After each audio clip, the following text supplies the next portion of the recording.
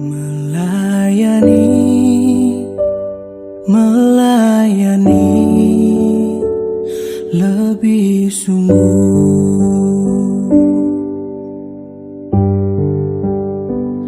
Melayani, melayani lebih sungguh. Kasih karunia menyertai kamu dan damai sejahtera dari Tuhan Allah Bapa kita dan dari anaknya Tuhan Yesus Kristus. Amin. Horas, Salam. Selamat pagi dan salam bahagia bagi kita semua. Salam sehat dan tetap semangat.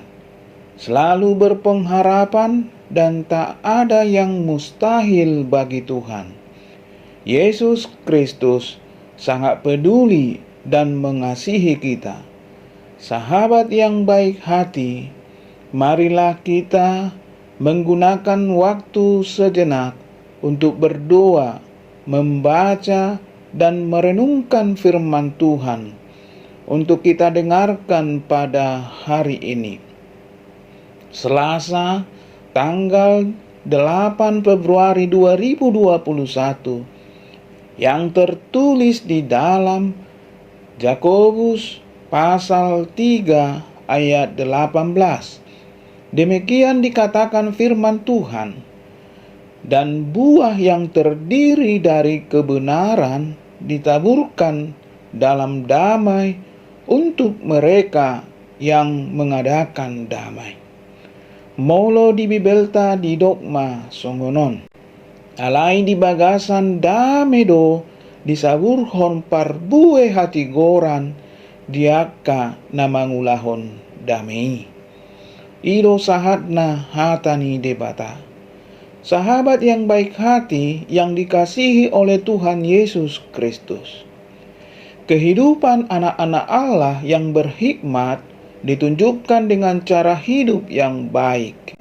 Mereka suka damai, lembut, penurut, penuh belas kasihan, menghasilkan buah-buah yang baik, tidak memihak dan tidak munafik.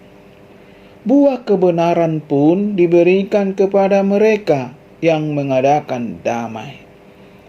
Parbue ni hasitongani dilehon tuaka namangulahon damai.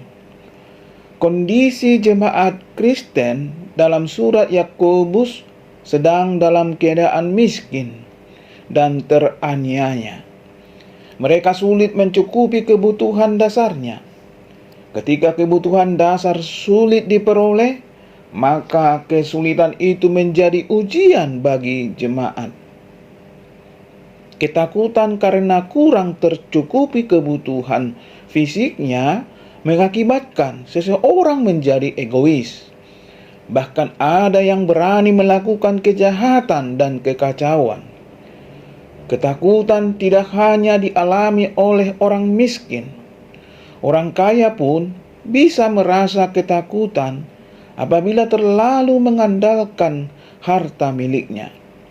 Oleh sebab itu, manusia menggunakan berbagai strategi licik untuk mendapatkan keuntungan bagi dirinya sendiri. Tak jarang terjadi relasi yang terlihat baik di dalam komunitas orang percaya ternyata dilandasi kemunafikan, keramah tamahan, dan kedamaian semu dijalani demi meraup keuntungan finansial. Namun ketika topeng kemunafikan dibuka, terjadilah luka. Selanjutnya, relasi antara saudara seiman menjadi rusak sehingga timbul kekacauan. Kontras dengan kondisi di atas, manusia yang berhikmat digerakkan oleh hati yang lemah lembut. Kelemah lembutan menunjukkan sebuah sikap hati, yaitu hati yang penuh dengan kasih Allah. Sikap itu akan membuat diri orang memahami bahwa Allah berdaulat dan memeliharanya. Disinilah kasih Allah menghilangkan ketakutan. Orang yang dipenuhi kasih ilahi berfokus mengerjakan kasih kepada sesamanya.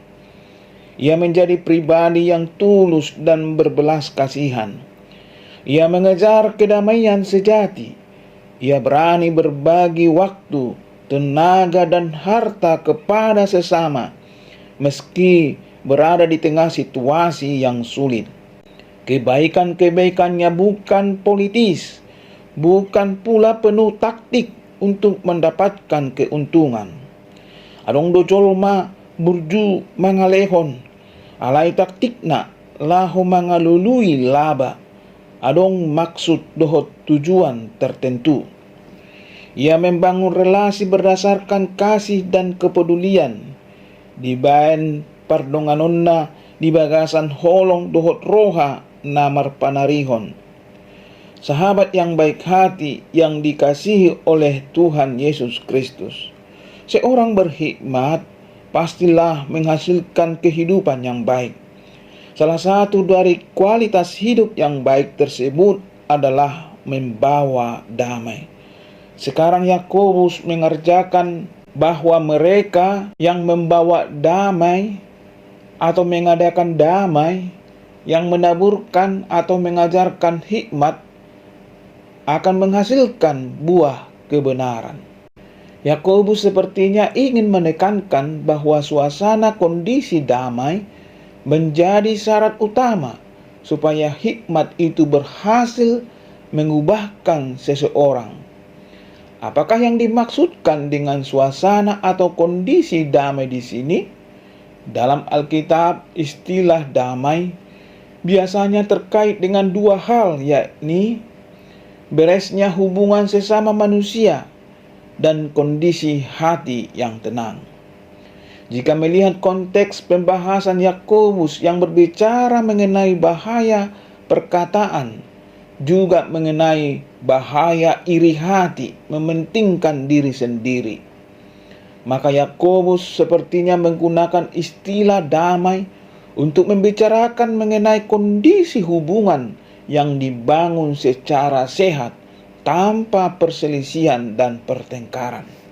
Dengan demikian, Yakobus melihat bahwa hikmat yang diajarkan akan efektif atau menghasilkan buah kebenaran jika disampaikan tanpa pertengkaran atau perdebatan. Banyak orang terjebak untuk berdebat sesaat. Mereka memberitakan Injil ataupun berdiskusi mengenai kebenaran firman Tuhan. Perdebatan memang tidak selalu buruk, tetapi sangatlah sulit untuk saling belajar saat kita dalam perdebatan. Mengapa demikian? Sebab saat kita berdebat, yang seringkali jadi persoalan bukan lagi isi atau topik dari apa yang sedang didiskusikan, namun harga diri yang jadi persoalan utamanya. Itulah sebabnya sulit sekali untuk kita dapat belajar sesuatu dalam sebuah perdebatan. Sahabat yang baik hati yang dikasihi oleh Tuhan Yesus Kristus, saya pernah memiliki sebuah pengalaman ditolak saat memberitakan Injil karena jatuh dalam perdebatan. Saat saya masih remaja, saya merasa terpanggil untuk memberitakan Injil, seberapapun mahalnya harga yang saya harus bayar. Maka saya pergi ke rumah seorang tetangga yang memiliki keyakinan yang berbeda dengan saya. Dan saya berdiskusi dengan orang tersebut mengenai Kristus. Saya berusaha menunjukkan kepada bapak tersebut bahwa ia telah jatuh dalam penyembahan berhala karena ia menyembah nenek moyangnya. Namun usaha saya tidak berhasil, malah membuat orang tersebut semakin menutup dirinya. Dalam perdebatan orang tersebut, saya berhasil karena orang tersebut tidak bisa membantah apa yang saya katakan. Namun saya kalah dalam pembicaraan tersebut sebab orang tersebut tidak berhasil untuk dibawa kepada Kristus. Kita mungkin menggunakan cara yang salah dalam bersaksi. Kita mungkin menyangka jika kita berhasil menjatuhkan pandangan orang lain, maka orang tersebut akan percaya dengan apa yang kita beritakan. Pada kenyataannya, hal tersebut tidak terjadi. Itulah sebabnya apa yang Yakobus katakan penting untuk kita perhatikan. Hikmat itu haruslah ditaburkan dalam damai. Barulah buah kebenaran akan muncul daripadanya.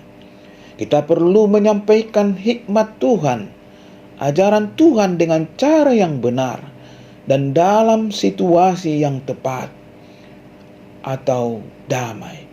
Kita tidak dapat membagikan pesan Injil dengan efektif jika kita sibuk dengan usaha kita untuk memperdebatkan orang yang sedang kita injili.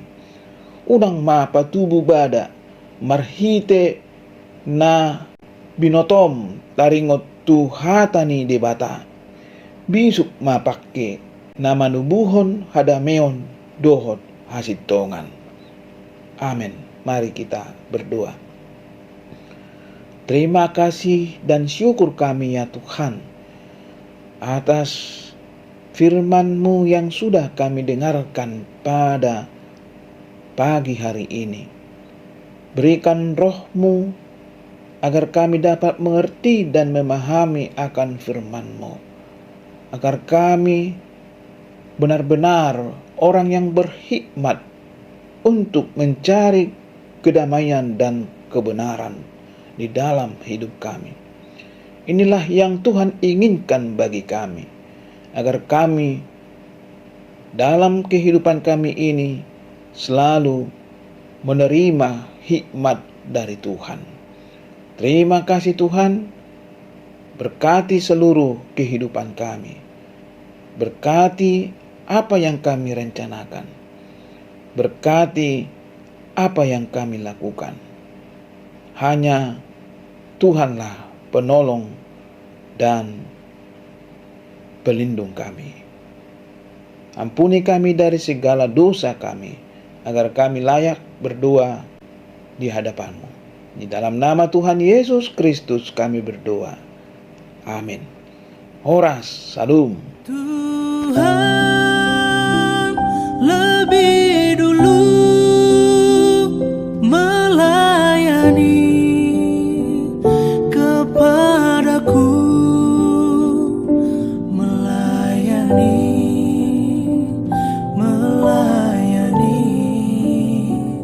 lebih sungguh.